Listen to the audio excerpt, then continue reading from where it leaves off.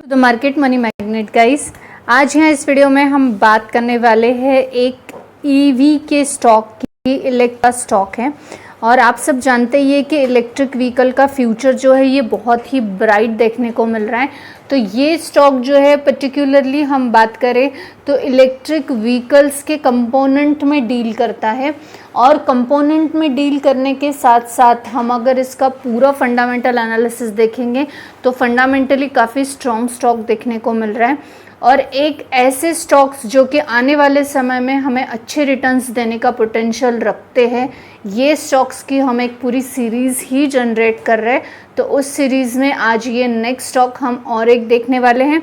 सबसे पहले अगर मैं आपको इसका क्लाइंट बेस बताऊं जो कि इमैकुलस देखने को मिलता है, आप यहाँ पे देख सकते हैं इनके कस्टमर्स यानी इनके क्लाइंट जो कि टू व्हीलर में, क्योंकि ये ऑटोमोटिव सेक्टर के कंपोनेंट्स जो है वो मैन्युफैक्चर और सप्लाई करने का काम करती है। तो ऑब्वियस है जितने भी ऑटोमोटिव सेक्टर के two wheelers four wheelers EV वाले जितने भी कंपनियां हैं वो इनके क्लाइंट बेस में देखने को मिलेंगे। तो टू व्हीलर में इनका क्लाइंट आपको होंडा, टीवीएस, यामाहा, सुजुकी और साथ ही साथ रॉयल एनफील्ड जैसी कंपनियां भी इनके जो है क्लाइंट बेस या कस्टमर्स देखने को मिलते हैं। आयशा मोटर्स भी देखने को मिल रहा है।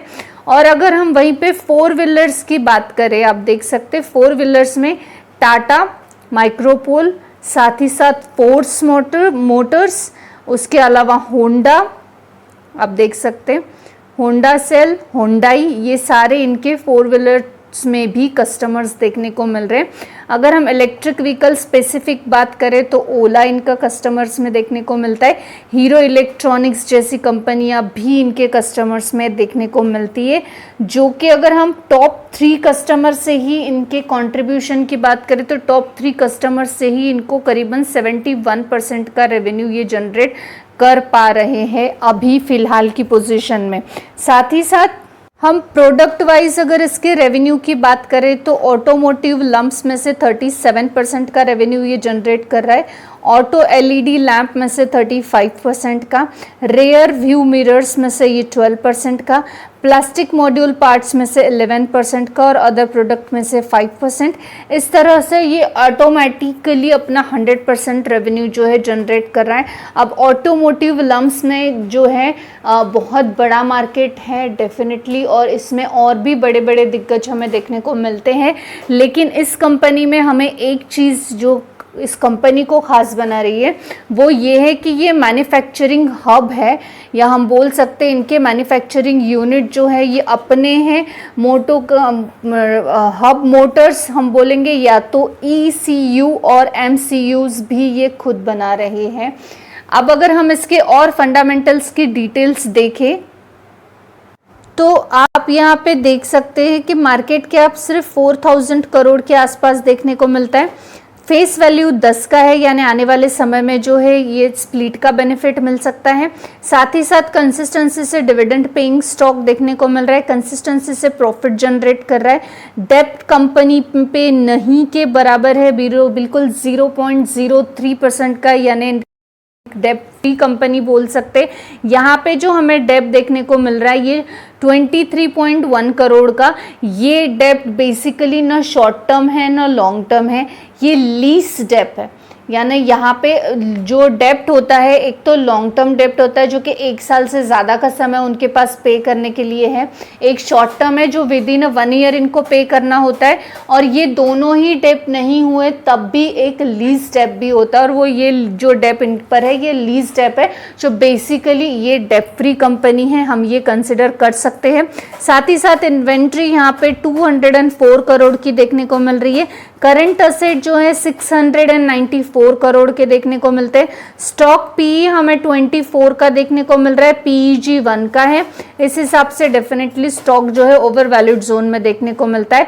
ROCE और ROE 20 और 26 का है रिस्पेक्टिवली, जो कि अच्छा देखने को मिल रहा है। अर्निंग पर शेयर 68 का है, वो भी एक बढ़िया यहाँ पे देखने को मिल रहा है। पेट्रोस्की स्कोर के हिसाब से स्टॉक लॉन्ग टर्म के लिए फिट बैठता हुआ देखने को हमें यहाँ पे मिल रहा है।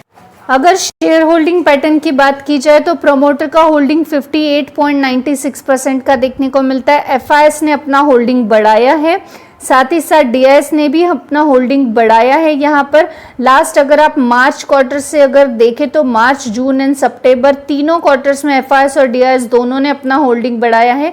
करंटली हमें करीबन 8% का जो है ये यहाँ पे 9% के आसपास इंस्टीट्यूशनल इन्वेस्टर्स का होल्डिंग देखने को मिल रहा है और जो पब्लिक है इसका होल्डिंग 31.56% का देखने को मिल रहा है। तो बेसिकली हम अगर यहाँ पे आप बोलेंगे कि अगर एफआईएस डीआईएस का होल्डिंग बढ़ा है तो यहाँ पे जो है प्रमोटर का होल्डिंग कम हुआ है।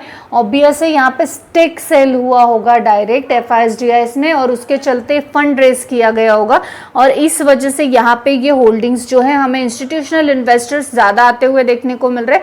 प्रमोटर का होल्डिंग स्लाइटली कम हुआ यहाँ पे हमें देखने को मिल रहा है। यहाँ पे जब इंस्टीट्यूशनल इन्वेस्टर्स का होल्डिंग किसी भी स्टॉक में बढ़ता है तो डेफिनेटली कुछ तो पॉजिटिव इंडिकेशंस वहां होते हैं जो कि हमें अभी आइडिया नहीं है, पर आने वाले समय में डेफिनेटली वो भी देखने को मिल जाएगा। कंपनी की अगर हम प्रोस की बात कर ले तो कंपनी ऑलमोस्ट डेप फ्री है। कंपनी डेप फ्री है, सिर्फ लीज डेप यहाँ पे देखने को मिलता है which is not considerable that much harmful for the company. तो यहाँ पे डेफिनेटली एक वो देखने को मिला है, पर पॉजिटिव फैक्टर है कि कंपनी जो है डेप फ्री है। Company good profit growth generate कर रही है, ये भी सही है। कंपनी ने हेल्दी डिविडेंड पे आउट अब तक के दिया है करीबन 29.3% का, ये भी पॉजिटिव फैक्टर है। अभी तक इसमें निगेटिव फैक्टर कंपनी की तरफ से जो है कुछ देखने को नहीं मिले हैं फंडामेंटल्स में, क्योंकि फंडामेंटल्स बढ़िया ये कंपनी के देखने को मिल रहे हैं। अगर हम यहाँ पे पियर्सिंग कंपनियों की बात कर ले तो ऑब्वियस है कि संवर्धना भी इस रेस में डेफिनेटली देखने को मिलेगी, क्योंकि सिमिलर बिजनेस जो है दोनों का हमें देखने को मिल रहा है। लेकिन अगर हम इसको ओवरऑल इंडस्ट्री को देखें, फिलहाल तो ओवरऑल इंडस्ट्री का पीई ही हमें 33.59% का देखने को मिल रहा है और कंपैरेटिवली संवर्धना जो है ओवरवैल्यूड देखने को मिल रही है। लेकिन यहाँ पे जो हम कंपनी की बात कर रहे हैं ये अभी भी अंडर वैल्यूड ही देखने को मिल रही है। हम जो कंपनी की बात कर रहे हैं वो है फीमा इंडस्ट्रीज। अब ये फीमा इंडस्ट्रीज जो है ये अभी 24 का पी लेके चल रही है, तो डेफिनेटली ये अंडर वैल्यूड यहाँ पे हमें देखने को मिल रही है। यहाँ पे अगर हम प्रॉफिट एंड लॉस अकाउंट की बात करें तो आप देख सकते हैं जो सेल्स है ये कंटिन्यूसली ग्रोइंग देखने को मिल रहे हैं। ऑब्वियस है कंपनी ग्रोथ करेगी तो एक्सपेंसेस भी बढ़ने ही वाले हैं। अगर हम यहाँ पे नेट प्रॉफिट की बात करें तो नेट प्रॉफिट भी कंसिस्टेंसी से बढ़ रहा है, अर्निंग पर शेयर भी कंसिस्टेंसी से ग्रोइंग देखने को मिल रहा है। साथ ही साथ कंटिन्यूसली डिविडेंड पे कर रही है कंपनी। जब कंपनी डिविडेंड पे करती है तो ऑब्वियस है प्रॉफिट जनरेट हो रहा है तभी कंपनी डिविडेंड पे कर रही है। लॉस होगा तो डेफिनेटली कंपनी डिविडेंड पे नहीं करेगी। तो कंपनी जो है कंसिस्टेंसी से प्रॉफिट में ग्रोथ है, सेल्स में ग्रोथ है और डिविडेंड भी पे कर रही है और अर्निंग पर शेयर में भी ग्रोथ ही देखने को मिल रही है। अगर हम बैलेंस शीट की बात कर ले तो जो रिजर्व्स है कंपनी के पास, ये रिजर्व्स हमें एक अच्छे ग्रोइंग मैनर में देखने को मिलते हैं। आप देख सकते हैं यहाँ पे और अच्छा खासा ग्रोइंग देखने को मिल रहा है। स्लाइटली जैसे हमने देखा कि लीज स्टेप कंपनी पे देखने को मिलता है, बाकी ऐसा कोई खास निगेटिव फैक्टर बैलेंस शीट्स में देखने को कंपनी के नहीं मिल रहा है। एक small cap mid cap type की कंपनी होते हुए भी जो कैश फ्लो है ये पॉजिटिव में मेंटेन कर रखा है कंपनी ने, which is one of the very positive factor for the company. हम जिस कंपनी की बात कर रहे हैं वो फीमा इंडस्ट्री लिमिटेड है और इसके अगर हम मैक्सिमम रिटर्न्स देखेंगे ऑल टाइम तो आप देख सकते 3000% के इसने रिटर्न्स बना कर दिए हैं। यही अगर आप 5 साल के रिटर्न्स इसके देखेंगे तो 5 सालों में कंपनी ने जो है 800% से ज़्यादा के रिटर्न्स बना के दिए हैं। अब ये उनको मिले होंगे जिन्होंने कंसिस्टेंसी से होल्ड कर रखा है। आज आप बाय कर लो और साल 2 साल बाद अकॉर्डिंग टू मार्केट अगर उसको सेल कर दो तो इतने सारे रिटर्न्स डेफिनेटली आपको बन के नहीं मिल सकते। अगर आप लास्ट 1 साल के रिटर्न्स देखेंगे तब भी 64% के रिटर्न्स बना के दिए हैं। एफडी से कहीं गुना ज़्यादा परसेंट के रिटर्न्स यहाँ पे इस कंपनी ने बना कर दिए हैं। करंटली इसका प्राइस 1600 एंड जो है 87 का है। ये इसलिए है कि इसका फेस वैल्यू अब भी 10 का है। अगर इसका फेस वैल्यू 10 का नहीं होता, स्प्लिट हो चुका होता तो यही स्टॉक आपको 1608 रुपीज में मिल जाता। लेकिन आज आपको सिर्फ प्राइस देख के किसी भी स्टॉक में नहीं जाना है, आपको हमेशा उसके फंडामेंटल्स को चेक करना है। आपको हमेशा ये चेक करना चाहिए क्या उसमें वो पोटेंशियल है कि वो सरवाइव कर सके, क्या वो अच्छे रिटर्न्स बनाकर दे सके।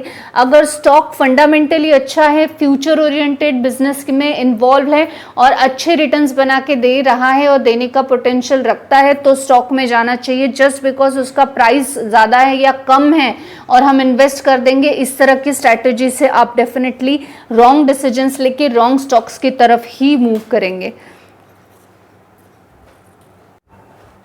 आज हमने जो स्टॉक के बारे में बात किया है, ये इलेक्ट्रिक व्हीकल का कंपोनेंट्स मैन्युफैक्चर और सेलिंग में एक बहुत अच्छा स्टैब्लिश बिजनेस के साथ है और डेफिनेटली आने वाले समय में भी ये उतना पोटेंशियली ग्रोथ दिखाने का पोटेंशियल रखता है। Just because on the basis of price don't buy it.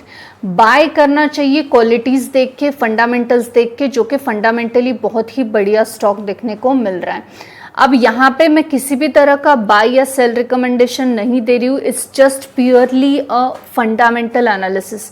Before taking decision आपको अपने फाइनेंशियल एडवाइजर से पूछना है या सेल्फ रिसर्च करना है और उसके बाद आपको डिसीजन लेना है कि आपको स्टॉक में बाय करना है या नहीं। लेकिन इलेक्ट्रिक व्हीकल के कंपोनेंट में जैसे कि हम संवर्धना की भी बात करें तो वो भी एक बढ़िया स्टॉक है और उसके साथ साथ ये भी एक बढ़िया स्टॉक देखने को मिल रहा है। आप दोनों में से कंपैरेटिवली किसी को भी चूज करके बाय कर सकते हो। आई होप आपको इन्फॉर्मेटिव लगी होगी। Thanks for watching.